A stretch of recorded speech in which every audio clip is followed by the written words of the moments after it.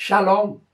Estamos aqui mais uma vez no nosso momento Pão do Céu para ter aí uma reflexão para abençoar a sua vida com base na Palavra de Deus.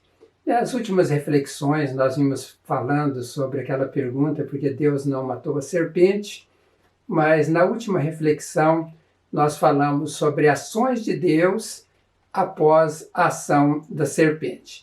E nós vimos na reflexão anterior que a primeira ação de Deus foi procurar o homem, ou seja, Deus vai ao encontro de um homem que tinha se distanciado dele por causa do pecado. E veja bem que mesmo o homem tendo traído Deus, Deus não lhe abandona. Deus vai ao encontro dele para que ele pudesse ter uma vida restaurada. Então, a primeira atitude de Deus foi caminhar ao encontro de um homem pecador. A segunda ação que nós vamos ver nesta reflexão, a ação de Deus depois da ação da serpente, foi conversar com o homem. Daí o texto que nós vamos ver é Gênesis capítulo 3, verso 8.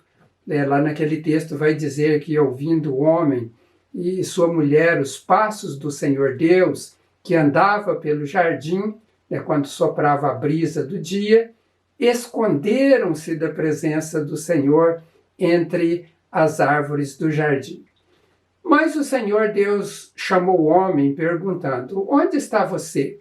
E ele respondeu: ouvi os teus passos no jardim e fiquei com medo, porque estava nu, por isso me escondi. Notem que esse texto demonstra um homem pecador fugindo da presença de um Deus todo-poderoso, um Deus que sabe todas as coisas, e ele estava então tentando se esconder. Por um lado, nós vemos um Deus soberano, amoroso, indo atrás do homem para resgatá-lo, e do outro lado nós vemos então um homem fugindo da presença de Deus. Foi assim que Deus iniciou a sua segunda ação após a queda. Ele procura ter um diálogo com um homem que havia pecado.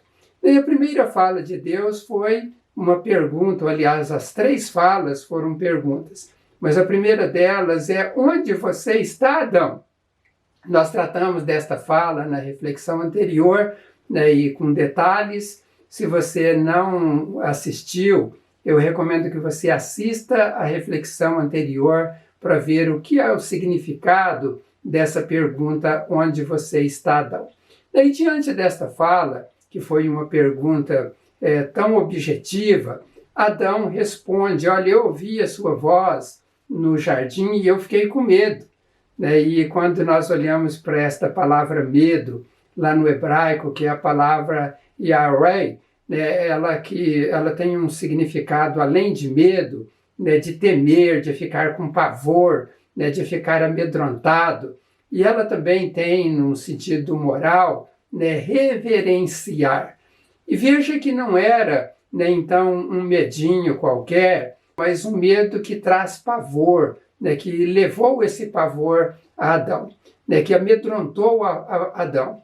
Mas o significado mais importante dessa palavra hebraica é reverência. E esta palavra reverência, nós podemos entender, então, alguém que está afastado de Deus, mas ainda tem uma reverência para com esse Deus.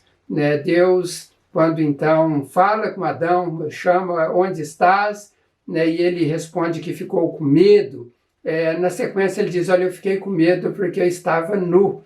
Era uma reação muito importante diante daquilo que ele tinha praticado.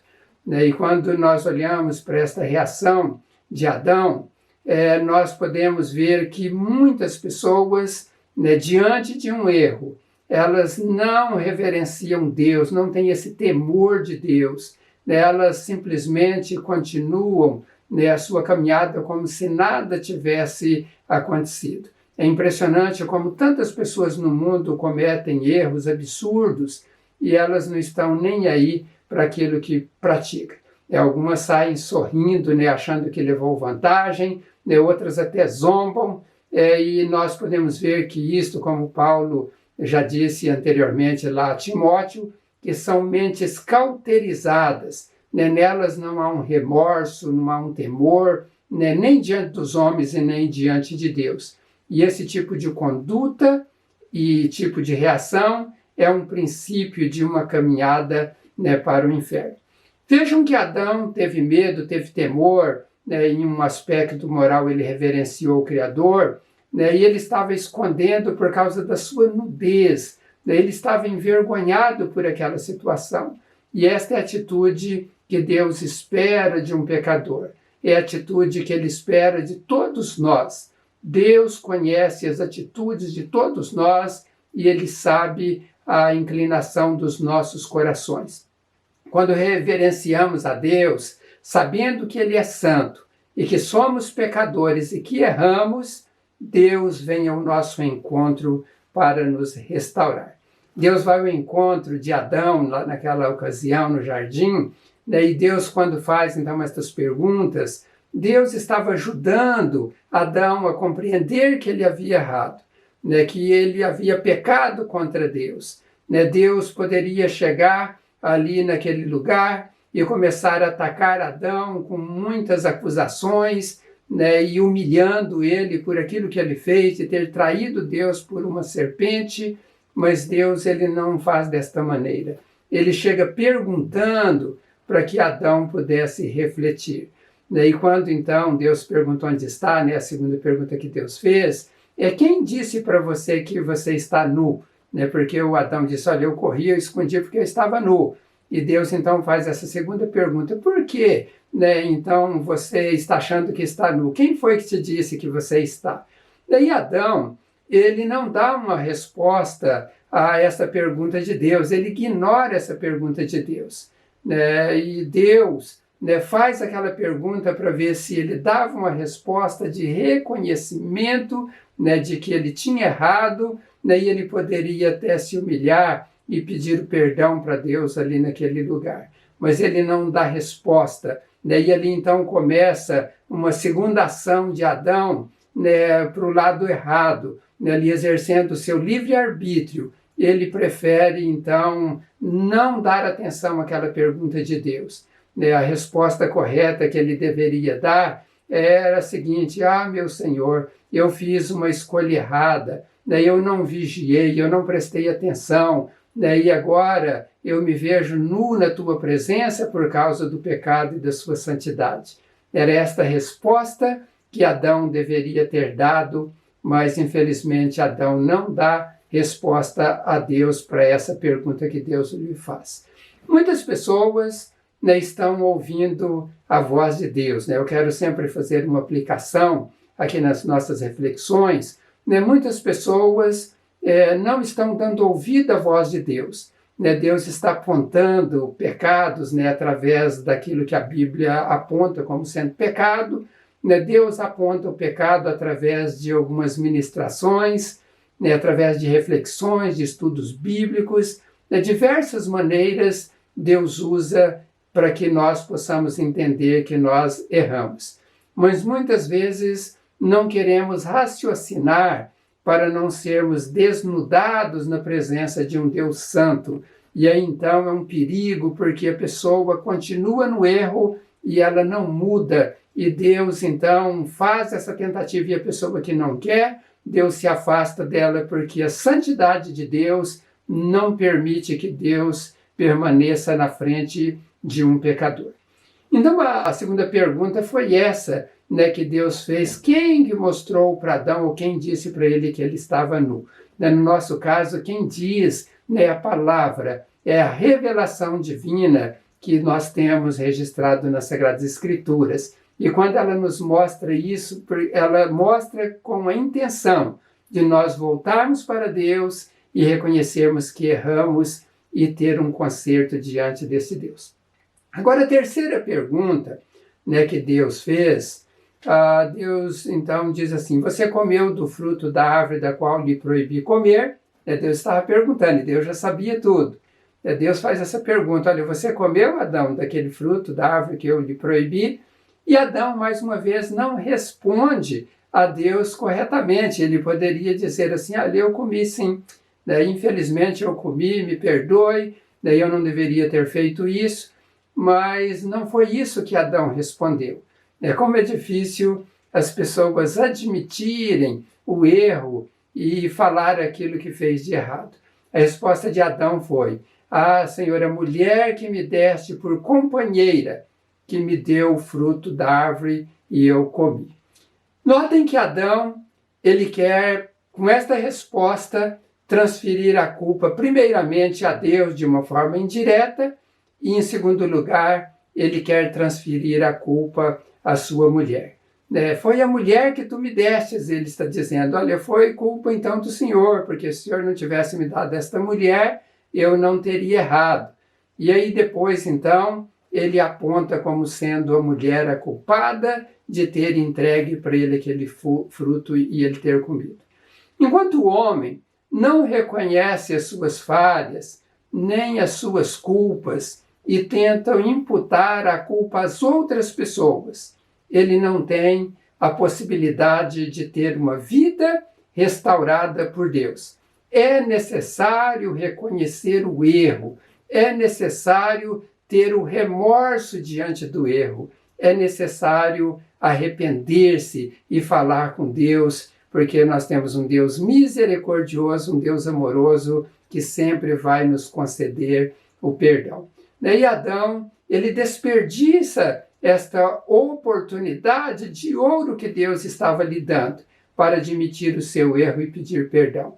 E Deus, vendo a atitude de Adão, que não estava disposto a reconhecer o erro, então agora Deus se dirige à mulher de Adão, a mulher chamada Eva, que todos nós sabemos. E Deus então chega diante de Eva e diz: "Que foi que você fez?" E ela então responde: "A serpente me enganou e eu comi." O homem culpa Deus indiretamente, culpa a mulher, e agora a mulher culpa a serpente. Que difícil as pessoas assumirem o erro. É uma característica da natureza humana, uma natureza orgulhosa, uma natureza egoística, onde as pessoas não querem, de uma maneira geral, admitirem o erro que praticam. E não só isso, uma vez que as pessoas não admitem, elas muitas vezes continuam nos mesmos erros, na mesma direção errada. Isso é um grande perigo, porque a pessoa então perde a possibilidade de se reconciliar e ter uma mudança de vida, caminhar na direção apontada pelo nosso Deus. E esta pergunta que Deus fez para Adão, ela fica soando nos nossos ouvidos. Nós precisamos ter a noção de que nós também erramos. Como eu disse em uma das reflexões anteriores, que debaixo da nossa pele mora um Adão. Nós também somos muitas vezes vulneráveis ao pecado e nós erramos. Mas Deus, Ele quer que nós saiamos desta vida de pecado. A palavra pecado, no grego, é a palavra harmartia, palavra meio difícil de pronúncia, harmartia. Isso significa desvio de fim ou desvio de rota. A rota marcada por Deus para trilharmos nela. Daí eu pergunto: você tem desviado desta rota, deste caminho, deste alvo que Deus apontou para que você alcance? Nós precisamos refletir sobre esta pergunta, porque se nós estivermos errados, se estivermos fora deste caminho, nós precisamos rapidamente voltar a este caminho para termos as bênçãos de Deus sobre a nossa vida. Nós temos nas Sagradas Escrituras tantas coisas importantes, mas há 5 grandes verdades centrais ali relatadas na Bíblia, que começa desde o Gênesis e vai até o Apocalipse. A primeira delas é Deus, um Deus infinito, um Deus imutável, um Deus todo-poderoso, um Deus que sabe todas as coisas, um Deus onipresente que está em todos os lugares. Mas uma outra verdade central é Jesus Cristo como sendo o Filho de Deus e o Espírito Santo de Deus. Então, Deus Pai, Filho e Espírito Santo. né? Mas ali também vai falar sobre o pecado. Este assunto ele é tratado desde o início da Bíblia até o final. Mas além do pecado, também tem um outro assunto importante que é redenção. Então eu vou repetir os 5 grandes verdades centrais: é Deus, né, Jesus, o Espírito Santo, o pecado e a redenção. Nós cremos na existência de Deus e sabemos que nós somos pecadores e nós precisamos então crer nesta redenção, que é algo estabelecido por Deus através de Cristo, para que nós possamos ser salvos. E eu quero falar então na próxima reflexão sobre a redenção, que é a forma como Deus utilizou, o caminho que Deus utilizou para resgatar o homem perdido, para que este homem pudesse voltar a ter comunhão com Ele e usufruir de todas as bênçãos que Deus colocou à disposição de todos nós, seres humanos. Eu quero parar por aqui, esta reflexão é uma reflexão pequena, e vou estar orando, como sempre faço, para Deus abençoar a sua vida. E na próxima reflexão, então, nós vamos falar sobre a redenção e eu espero reencontrá-lo lá. Então, quero orar por você neste instante.